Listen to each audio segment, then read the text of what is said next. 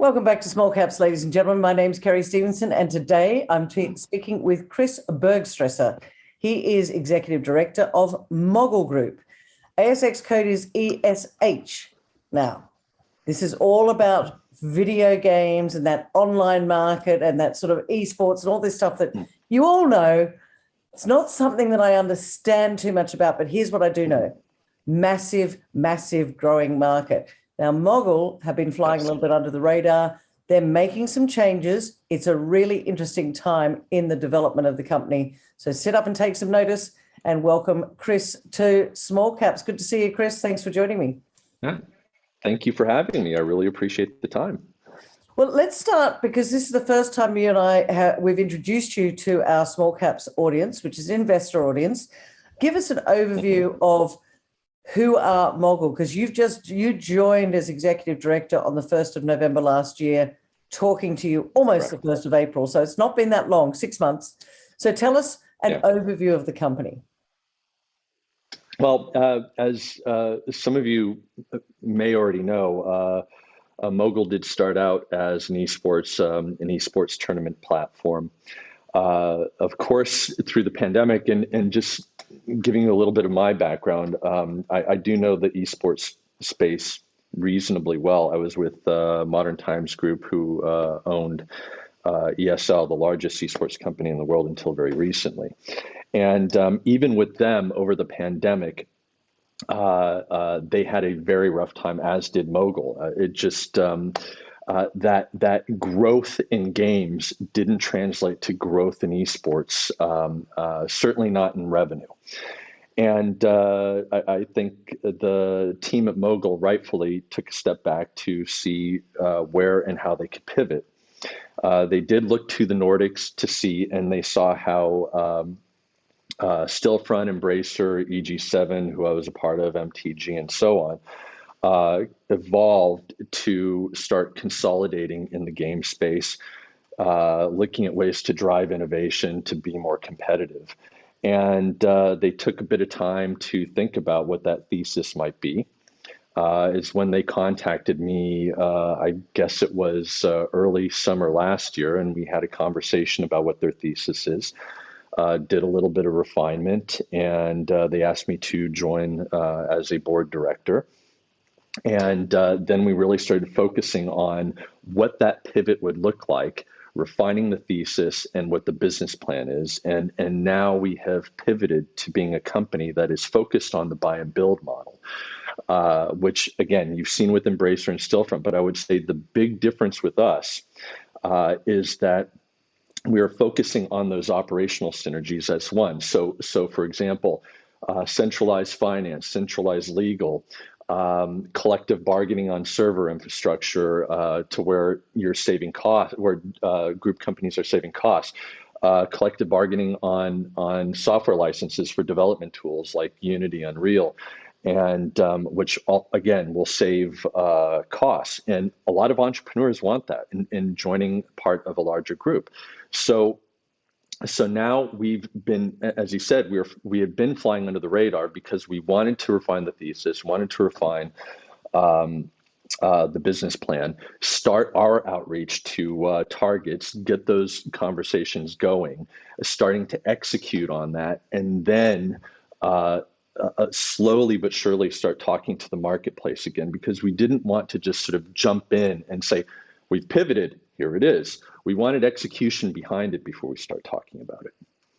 So when you had to make that challenge, I guess before that, what was it that attracted you? Because you've got a massive background in games and in this sort of this online entrepreneurial gaming industry. What was it about Mogul that attracted you the most? Because it's, as you said right at the beginning, it had some challenges. What could you see that you could do to help the company? Well, I would say first off is that they had a similar idea. They really did take time to look at what worked and what didn't work in the buy and build market, and what's worked is buying profitable companies and driving EBITDA arbitrage. Where it hasn't worked is in the build part. And the build part is where you actually, as I had discussed before, where those operational synergies are. That's one. Two is then reinvesting into those group companies to help drive organic growth in a more in a lower risk, more measured manner, and you haven't really seen that with the likes of Embracer Stillfront, and so I was surprised to see that they had a strong understanding of this, and it's something that I had been struggling with, having been in the middle of it. And so again, not jumping into it immediately, we took actually a few months before I said yes to joining the board, so we could really see if we are on the same page of how we would want to approach this. And then B, joining the board, taking more of an active role in how we're looking at, let's say, refining the thesis, refining the business plan, and then starting to execute a bit on that, and even building a team behind that. So this is what sort of led me into it. But I would say, last but not least, is the fact that Mogul is, the share price is quite low, but that is a huge attractor to our targets. You know, from me looking at it pragmatically, from what gives us a competitive advantage outside of, hey, we're doing operational stuff better than others, is the fact that entrepreneurs coming in now are going to have tremendous upside going forward. And I can say the same for investors as well. It's the first time I think that, oh, sorry. No, you go ahead. Go ahead. No, I was just going to say, it's the real attractor for me is the fact that it is a perfect opportunity to do buy and build correctly. Why hasn't it been done correctly in the past? So what is it about? It's a very fragmented sector. It is, in a sense, I would say, and I don't mean this, you know, and I'm not trying to be disparaging to my friends at Stillfront, Embracer, EG7, and so on, but they are more or less run by bankers. And I'm not saying they aren't focused on product. Each of the group companies they have in there have phenomenal entrepreneurs, but they're not finding ways to really collaborate with one another. And whereas with Mogul, the team that has been built there since I joined it comes from a background of games operations. So although yes, we have to focus on the investor side, and I think that's where a lot of the board comes in and really helps on that front. And certainly I have my experience with investors, but where the magic happens is in how it's executed and how operationally we can bring all those components together and really make them work for the betterment of the other and the group as a whole. So just getting my head around this a little bit, is Mogul like the mothership? In other words, it's you talk about a buy and build strategy. Yeah. Are you saying we'll have the group structure? We've got your back. Come to mother, and we'll sort you all out. And you go and do what you do best, which is build that platform. Yes, I in a sense, I guess that's a good way to put it. I mean, you could almost look at it like a mothership services, right? So there's a financial services, of course, where we're investing or we're either acquiring other group companies, or maybe some of the group companies find a technology company they want to roll up. So there's that component of it. And like I said, with the other services side of, legal, finance, server licenses, software licenses, these sorts of things that we can help manage so that these entrepreneurs can focus on what they do best, which is creating great games. I would say that's how you can look at it, not a mothership and sort of a board collective per se, but a mothership that's going to help really drive the success of each individual group company, and keeping in mind that those group companies will continue to maintain reasonable operation independence, certainly in how they're driving their product, where they're investing, and so on. And of course, we're going to have financial oversight, and we'll assist them in any way we can. But we want to let them to do what they do best. They make great games. They know how to drive their business better than we do. A lot of these companies that we're talking to have years of driving growth in not only revenue but profit as well. So let them do what they do best. So why do they need you if they are good at doing that part of it? What do they need from you? Well, in this, certainly in this marketplace, it's becoming much more competitive, much more difficult to invest in new innovations when you have to focus on, some companies have one product that's driving a lot of revenue, and they can't take the time out to really then invest a massive amount in a new product. It's a big risk. That's one. Another one is resource. It's so competitive for resources and these sorts of things. And so what many entrepreneurs, and keeping again, they're a couple. They're the ones that just want an exit and they want to go live on their sandy beach somewhere, and more power to them. But those aren't the people we're interested in. We're interested in the ones that see a much bigger version of themselves in the future, where they can leverage a group structure like that to save costs on legal, finance, or servers or software and these sorts of things, get investment without having to spend a lot of time going out to investors to say, hey, we want to raise a few million in capital in a Series A or whatever. This way, they're spreading the risk amongst a lot of different other companies. There's the potential to share resource across all the group companies to where that reduces risk in them having to go out and finding additional engineers and these sorts of things. So there are entrepreneurs out there that, and quite a few of them, that really see a benefit in this, let's call it group structure.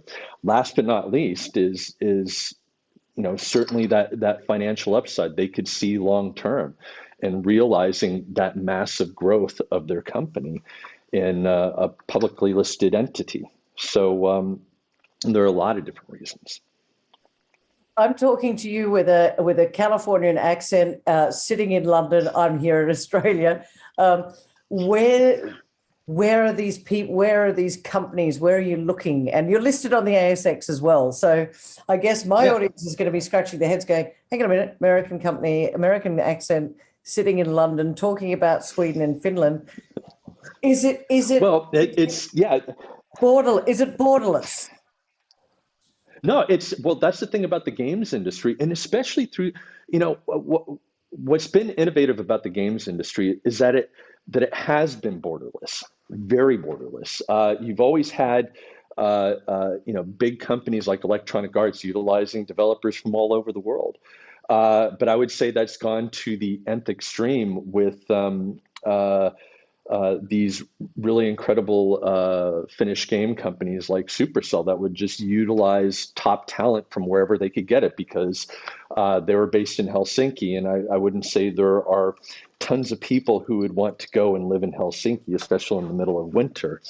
And so I would say the games industry has been an industry of finding the best where we can. And certainly through the pandemic, even the companies have even evolved to embrace even more remote work.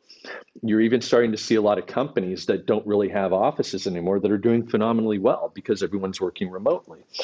And I'm not saying that's what we're doing, but that allows us to look at companies in Australia, look at companies potentially in Southeast Asia. We're certainly talking to companies in Australia, companies in Latin America, companies in North America, a lot of companies in Europe that are very interesting.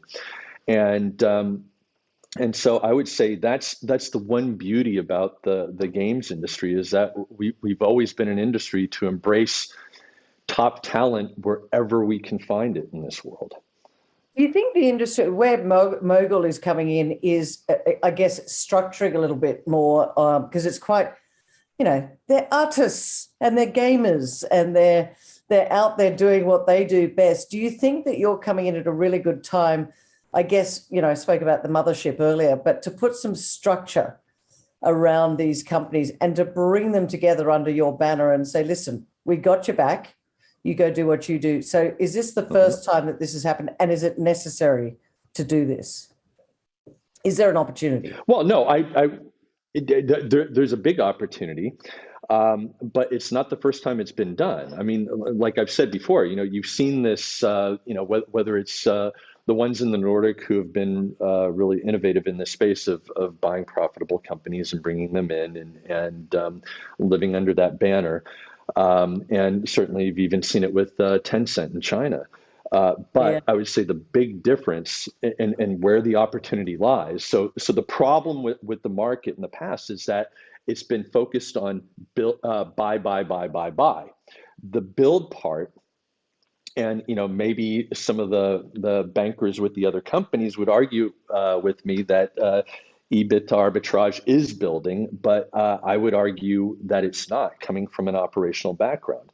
What most entrepreneurs out there want is they want that ability to focus more and more and more and more on product and not have the externalities of some of these other things. They want some of these administrative things, as you've called it before, off their plate to a large degree, so they can reinvest into innovation in games. They do like the sharing of knowledge. They do like the sharing of resources. They do like ultimately the sharing of tools. And so the opportunity is bringing that together and delivering on that promise of the operational synergies, on the reinvestment into the companies to drive their own growth while maintaining operational independence, keeping their culture, keeping their working methodologies. Righto, let's get into some numbers here now, Chris. What's you've got quite a low share, but about market cap of about 8 mil. What's your cash? How are you going to buy these companies and create, I guess, give us the investment thesis. Where are you at? Well, the investment thesis is, of course, every transaction is bespoke, but you're going to look at it as a combination of cash and shares. And of course, because we don't have a lot of cash now, we are looking at creative ways to conserve cash and potentially maximize some of the shares there. And certainly the companies we're talking to are seeing the upside at the low share price, and then the roadmap ahead on companies we're potentially targeting, companies we may or may not be in conversation with at this time. And so they see that while the share is at, what is it, 0.005 cents right now, that, say a year in the future, it could be, 20 times that or more. I mean, if you look at, for example, and you see this in the marketplace. So if I can say this from experience, from having been at Enad Global 7 or EG7, which was called Toadman Interactive before. When I first joined, the share price was, I think, at about 10 Swedish kroner. So let's call it, what would that be? About €1 per share. And after about 5 transactions over a year or so, we got it up to 130 Swedish kroner, so more or less €13 per share. And but that was kind of the growth trajectory that investors got excited about bringing in. It wasn't just the companies and the revenue and EBITDA that we were bringing into our balance sheet, but it was also some of the product that we were bringing in. I mean, one of the companies we acquired has a game called EverQuest, which is one of the most famous massively multiplayer games ever. It's iconic. So these sorts of things are what certainly excited investors in Sweden at that time. So there's a similar. We know that there is a similar model that we would bring to Mogul, but I would say this time, from day one, that focus on how we're going to reinvest, how we're building those operational synergies, is paramount to that longer term growth, because we don't want those that. Certainly, we want the short term growth components of revenue and EBITDA, but we also want investors to be very confident in the future that we are focused on driving organic growth, and it's not just going to be Embracer buying 30 companies at one time, over a year, and then having hundreds of companies as group companies.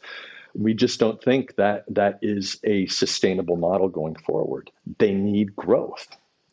They do need growth. Now, we're running out of time, Chris. We're going to have to chat to you again in a short period of time, because I think, you're a guy on a mission and you want to grow and build, as you said before, buy and build strategy. So everyone knows I love to end my conversations with, look, my investor audience wants to know why they should be sitting up and taking notice of Mogul right now.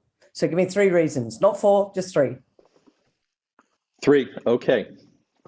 So number one, I would say it's our approach to buy and build. I would say that certainly from my perspective, we've had enough in the marketplace to see what worked, what hasn't worked. And I think especially speaking with a lot of entrepreneurs, we have a model in place that's unique. Second is that it's a team there of people who come from operational backgrounds within games. It's not just bankers, it's people who have games backgrounds, who've worked on product, who've worked on the business side, and have practical knowledge. And I would say third, is we've been flying under the radar for a while. And the reason being is that we wanted to take our time in formulating the thesis, building the right kind of business plan, being able to execute to some degree before we start going out into the market and talking to people about what we're up to. This is the important part, is being able to show the execution on it. So now it's time. Now it's time indeed. Well, Chris, it's been absolutely delightful to chat to you today with Small Caps. Thank you. It's a massive market, ladies and gentlemen. They're taking it by the bootstraps, making some changes and building up and creating, well, I call it the mothership, but it's going to be a very, very interesting time. So, ladies, if you'd like to find out more, now the website is a little bit more interesting, so I'm going to read this out. Its website is ESH, which is the code, ASX code, mogul.gg. So esh.mogul.gg. Go check them out there. ASX code ESH. Chris Bergstresser, thanks so much for joining me today. Thank you, and have a wonderful day.